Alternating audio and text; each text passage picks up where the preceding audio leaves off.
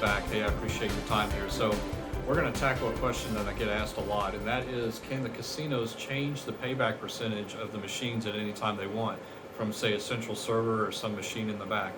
And for class 3 machines, which are the most popular that you see, like the ones I have here, and also the ones you see in places like Las Vegas and New Jersey, those are typically the class 3 machines. They're the non-bingo style machines.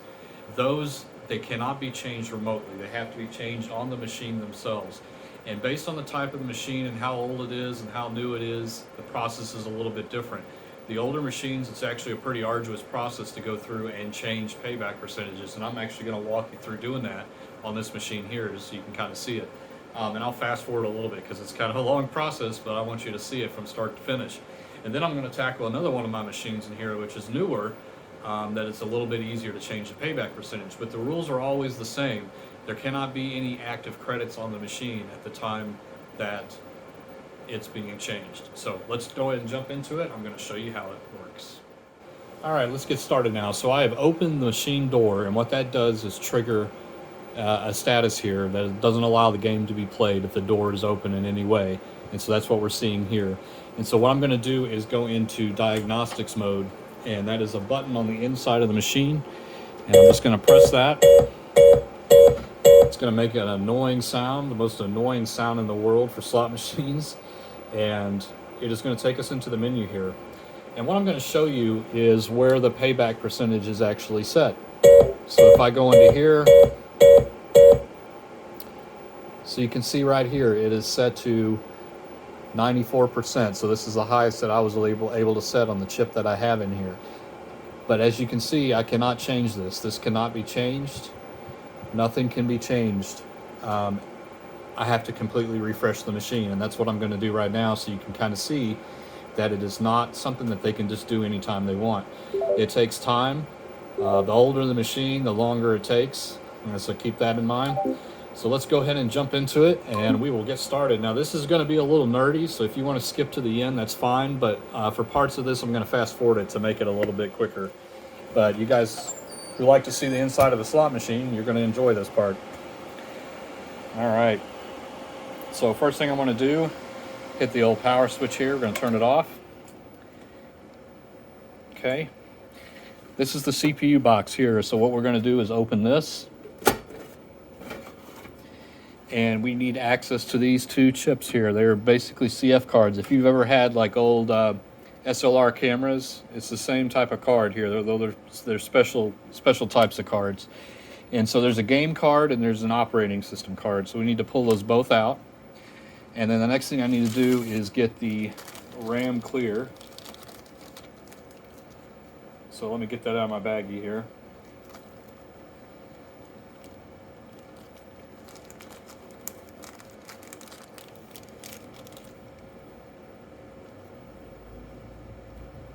My fingers aren't working today. It's just a little plastic bag, but I don't know. Always when I'm on camera, it gets a little difficult. There we go. All right. So I am looking for, and these are just all the dongles and game chips and stuff that I have. I like to keep them all together. So I'm looking for the RAM clear, which is right here. Okay, so it's a RAM clear. And so this is going to go into the OS slot here. And for those of you that actually have a machine like this and you're doing it at home, there's only one way that this can go in. So if it feels like it's not going in well, don't force it. Flip it upside down and push it in. So once we do that, we will power the machine back on. And then this is going to take us to the RAM clear. And what this is essentially doing is restoring the machine to factory defaults. So everything is clear. The pay tape, the pay history, the coin in, coin out, all that is being completely wiped from the machine. So it's like putting it back to day one, essentially. And that's another reason why casinos don't do this often, if at all, because not only is it a long process, but they're also wiping out all of the history of the game. And they usually like to keep that in there. So right here you see it's clearing the RAM. Okay, so now it says RAM is clear is done, so we're going to power down. So turn the machine back off and we'll go back down here. We're going to take the OS card back out, which is the RAM clear. And then we are going to put the operating system card back in and the game card, which in this case it's our, upside down. In this case it is our Willy Wonka. Okay. So we're going to put that back in and then we are going to close this door.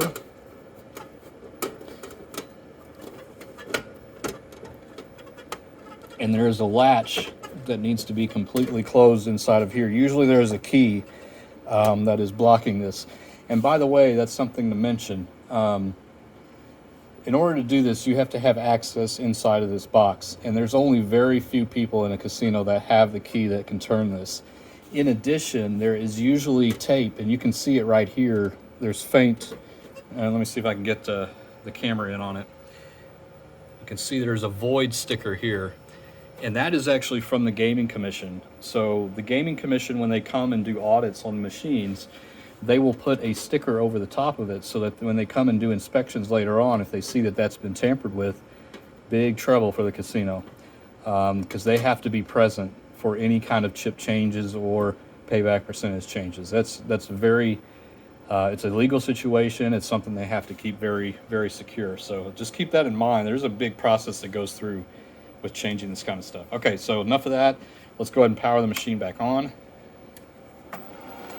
And this is what will take a little bit. It's going to go through the initial boot process. So what I'm going to do here is just speed it up for you guys, and I'll see you on the flip side.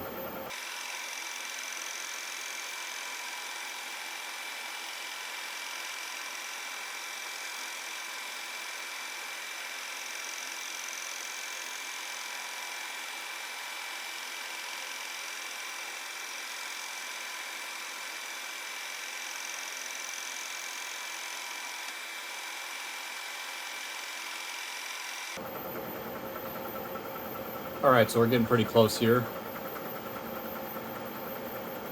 Again, this is just the initial setup of the game, and then we actually have to go into the administration menu or the diagnostics menu and do all the settings, which is where we set the like the machine cabinet stuff that's in here, like the type of bill of elevator we have, as well as set up the game itself, what percentage we want, that kind of stuff.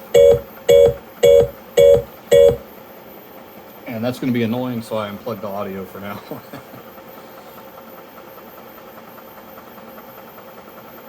You definitely can't do this in secret. Alright, so now it is asking us that we need no gaming's configured, nothing is basically configured. So we need to push the yellow button again to get into the setup menu. Alright, so I'm going to roll through this pretty fast. You can slow it down, and also I have other videos if you really need to see what I'm doing, but there's a certain process that you go through here. And so I'll just talk while I'm doing it. So first is you setting the time zone, and this is just for the clock. Alright, then we need to do machine setup, cabinet setup, device setup, type of printer I have. I have a Netflix. No, I have no printer in this one. So I'm going to say no printer, no coin acceptor, no hopper. I have a JCM bill validator in here, and then that is the OLED button panel, which is what I have. So save that, and then we go to credit. We set up the base denomination, and this is the accounting denomination. This isn't the game percentage or anything like that. This is just for dollar and cents purposes. So we'll set that. And then here's where we go and set what denomination we want it to be. So I'm going to set it back to pennies. I had it on dollars before. And then here are the different payback percentages that I have. Anywhere from 87.9% up to 94%. So we're definitely going to go for the 94% because we're at home. We want to have some action here. So click save, yes, save, okay, set. Go back, we need to set up the ticket in, ticket out module, which I have inside of here. Again, I'm going through this fast on purpose because I don't want to lose you guys. This stuff can get pretty nerdy here, so you can either slow it down or take a screenshot if you need to see exactly what to set things to. And then let's work on the volume, because it's by default they blow the speakers out. So, all right, and then we will close the door. Let me plug the audio back in. And I'll close the door.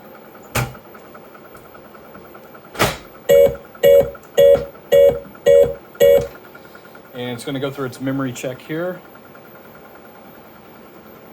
And we'll be up in a second. Now, while that's doing that, let me jump over to the top dollar, because the process is actually a lot shorter on these newer machines. But there's still a restriction, and I'm going to actually demonstrate that to you here. Okay, so here's my top dollar. Now, for those of you who want to know, this is called the SAVP. So it's by IGT, and it's the SAVP platform. All right, so you see how we have credits in there right now. So let me open the door, and let me get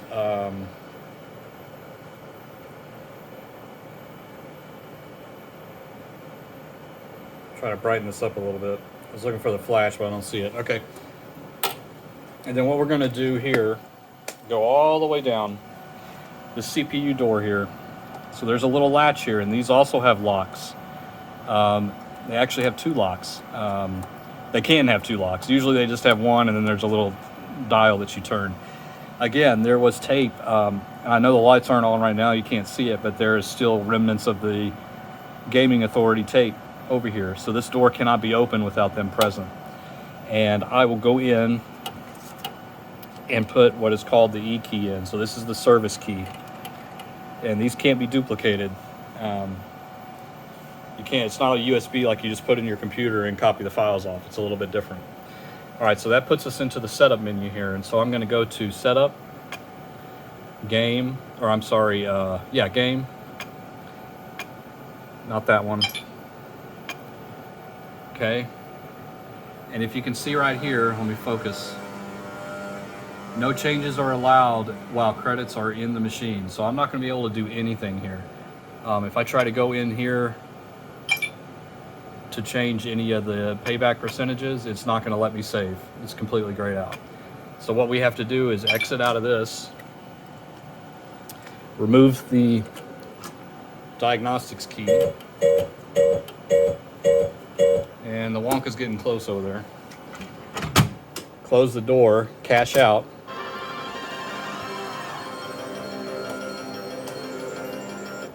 All right, so now there are zero credits on the machine. So I'll open the door again. And same process as before. I'll keep it on the screen, but I am putting the diagnostics key back in.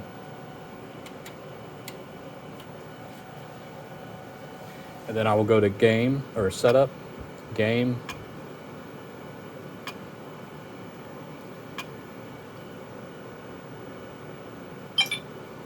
Okay, now here I have it currently set at 98.02%, and I have the different denominations that I want active. So I can disable everything here, and then I can go and say, let me put it at 89.92. So I'll go in here and do that. Enable the game, save it. Exit, remove the key. Close the CPU door and close the main door. And now I've changed the denomination as well as the payback percentage on here. So the moral of the story here is that the newer the machine, the easier it is, but it doesn't mean that you're less secure. There's still security tape on top of the location where that needs to be, like a USB or diagnostic key needs to be put in. And all they're doing is just making it easier on the slot techs, but that doesn't necessarily mean they can do it anytime they want. Because again, somebody from the Gaming Commission has to be present and sign off on it, and there's paperwork and all that kind of stuff. So I hope you guys enjoyed it. That's just a little inside tour of what it takes to change the payback percentage on a machine. And as you can see, our Willy Wonka is all fresh and ready to go. And it's a little secret. I'll show you one more little menu here, because this is a brand new machine. So if we go to accounting and game accounting, you're going to see total played 0, total won 0, See, it's all zeroed out, so it's nice and fresh, ready to go. All right, guys, hope you guys enjoyed, and we will see you on the next video. If you have any ideas or anything that you want to see or for me to answer, feel free to let me know in the comments. And if you enjoy this stuff, I would love a subscription, and a thumbs up would be nice as well. And make sure you guys click that notification bell, because I do go live randomly and just have some fun. And basically, I like to just do one-on-ones with you guys, and whatever you want me to play, I will play. So, all right, guys, take it easy. Have a wonderful rest of your week, and we will see you on the next video. All right, take care. Mark out.